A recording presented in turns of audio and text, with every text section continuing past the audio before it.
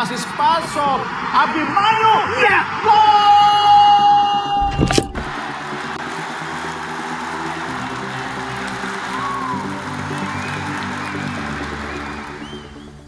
Timnas Indonesia diprediksi pesta gol melawan Brunei sore ini.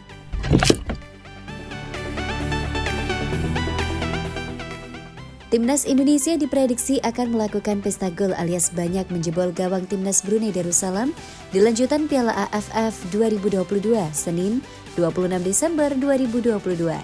Di sisi lain, Brunei memang bukan lawan imbang untuk Indonesia.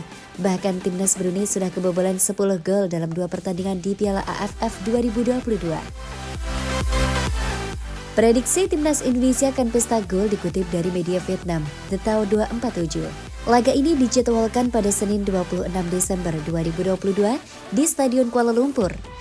Indonesia diperkirakan akan dengan mudah meraih kemenangan besar ketika hanya melawan lawan lemah seperti Brunei yang kebobolan 10 gol dan hanya mencetak 1 gol saat melawan Filipina.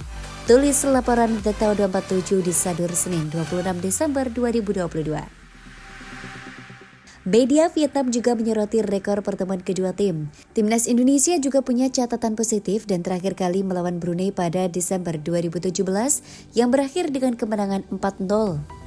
Saat ini, Timnas Indonesia masih tertahan di peringkat 3 klasemen grup A dengan koleksi 3 poin dari 1 laga, setara dengan Thailand, Filipina, dan Kamboja. Thailand berhak memuncaki klasemen karena unggul selisih gol plus 5, begitu pula Filipina plus 3 tetapi mereka sudah bermain 2 kali. Sementara Kamboja untuk sementara menduduki peringkat keempat setelah meraih 1 kemenangan dan sekali kalah dalam 2 laga terakhirnya. Di sisi lain, lawan Indonesia kali ini yakni Brunei tengah terseok-seok.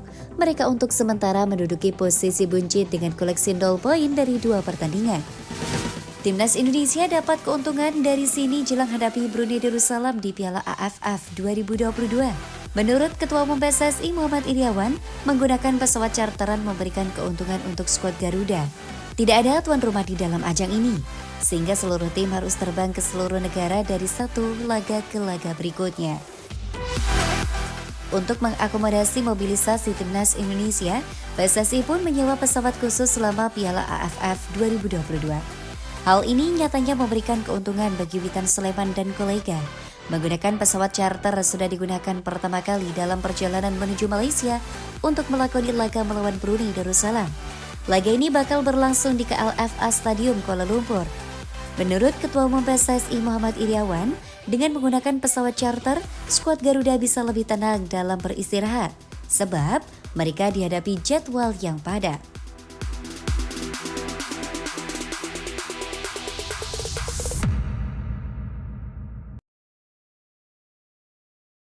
Sukses sampai akhir di final dan insya Allah sampai juara AFF.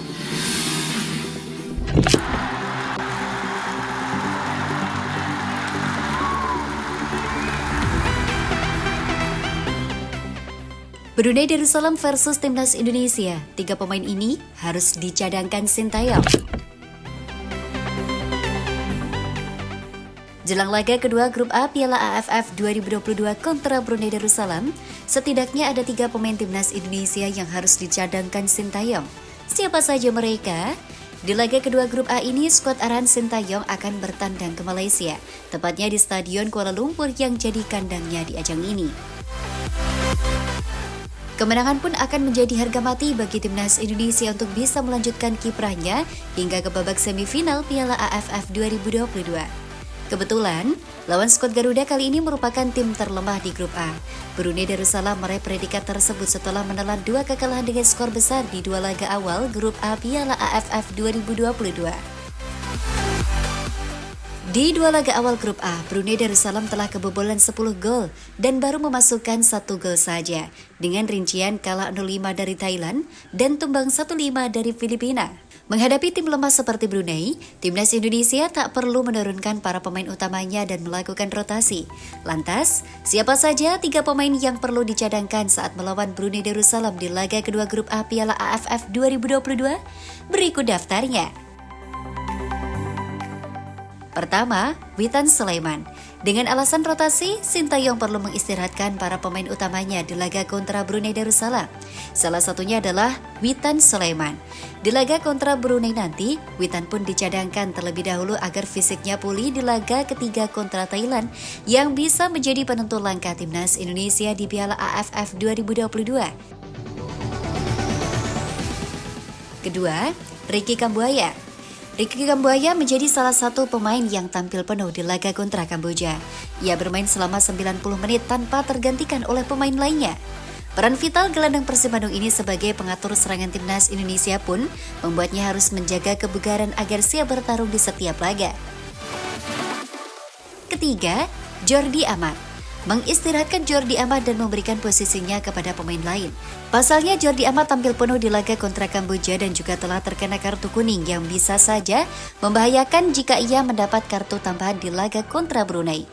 Apalagi usia Jordi Amat tak lagi muda, yakni 30 tahun. Sehingga agar bisa tampil prima, ia membutuhkan waktu untuk pemulihan agar bisa menghadapi Thailand di laga ketiga Grup A Piala AFF 2022 pada Kamis 29 Desember 2022.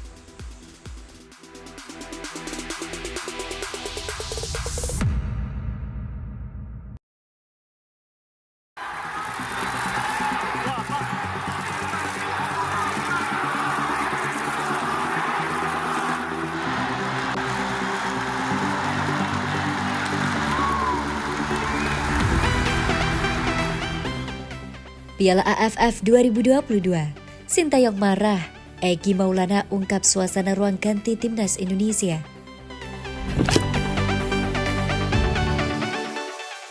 Mantan pemain FK Senika, Egy Maulana Fikri mengungkapkan suasana ruang ganti timnas Indonesia usai skuad Garuda membungkam Kamboja dengan skor 2-1 dalam laga Grup A Piala AFF 2022 di Stadion Utama Gelora Bung Karno, Senayan, Jakarta Pusat, Jumat 23 Desember 2022. Sebab, pelatih timnas Indonesia, Sintayong sempat marah di locker room selepas pertandingan karena penampilan timnas Indonesia kurang memuaskan. Itu tidak terlepas dari Maklok dan kawan-kawan yang banyak menyia-nyiakan peluang di depan gawang lawan. Anak-anak pastinya senang juga bisa memenangkan pertandingan, ucap mantan pemain timnas U19 Indonesia itu. Karena kita semua tahu pertandingan pertama sangat sulit, pasti merasa kesal juga karena banyak peluang kita sia-siakan, sambung Egy Maulana Fikri seusai pertandingan.